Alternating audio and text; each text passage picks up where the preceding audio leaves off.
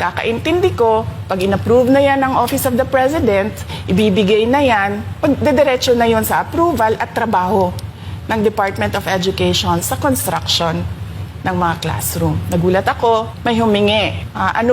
Magkano ba ang amin dyan? Magkano ba ang amin dyan? So sinabi ko, hindi pwede ito. Ang mangyayari nito, hindi magagawa ng Department of Education ang trabaho namin na mag-construct ng classroom ayon sa classroom backlog at sa prioritization base sa backlog at sa classroom construction.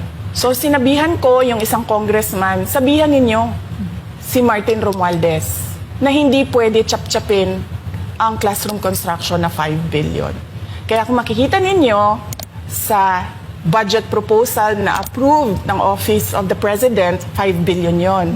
Pero nung lumabas yung GAA o yung budget approved noong 2023, naging 15 billion siya.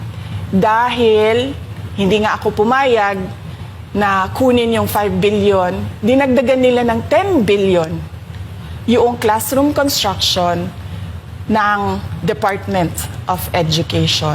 Yung 10 billion na yon hindi kontrolado ng Department of Education. Controlled yon ni Congressman Zaldico at Congressman Martin Romualdez. Hindi ko na kailangan ng corroborative witness dito dahil makikita niyo yon sa papel. Makikita ng taong bayan yon sa papel. NEP 5 billion, lumabas ang budget approved, 15 billion. So maiintindihan niyo, 'di ba? Bakit pa tayo magbo-budget hearing para sa Office of the Vice President? 2 tao lang naman ang nasusunod sa budget ng bayan natin. Halimbawa, taong 2024, kung makikita niyo, ang approved na budget ng Office of the President para sa classroom construction ay 19 billion.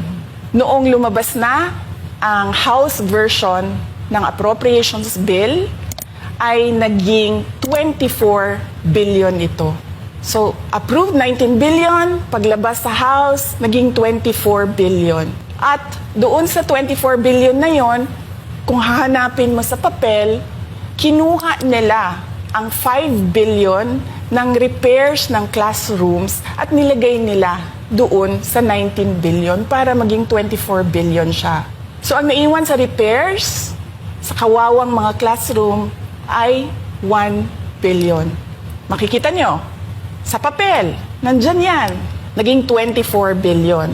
At hindi lang yan, dahil noong 2023 ay hindi ako pumayag na hindi